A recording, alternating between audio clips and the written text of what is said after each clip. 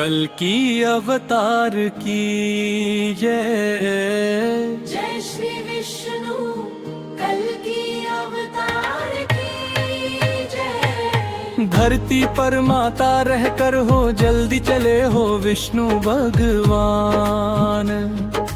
कल की अवतार में आई अब कर दीन जग के कल्याण। पाप बढ़ल बा धरती ऊपर रोवत बा इंसान। घोड़ा चढ़ के आई प्रभु लेके दिव्य कृपाण। आजा हो कल की भगवान, अब तो बचा ल संसार।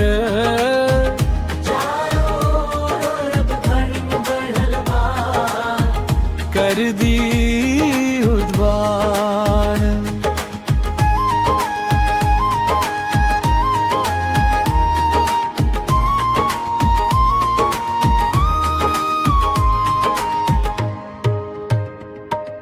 मैया के अखियाँ नम हो गई ल देख के जग के हाल।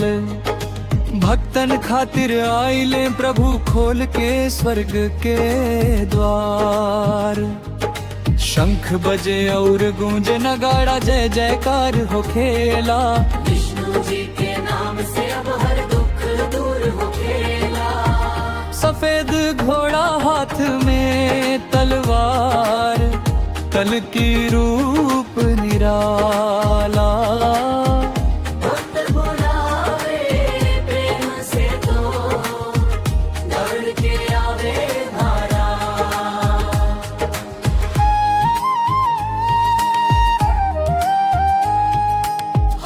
महादेव जय श्री विष्णु कल की अवतार की जय। धरती पर माता रहकर हो जल्दी चले हो विष्णु भगवान।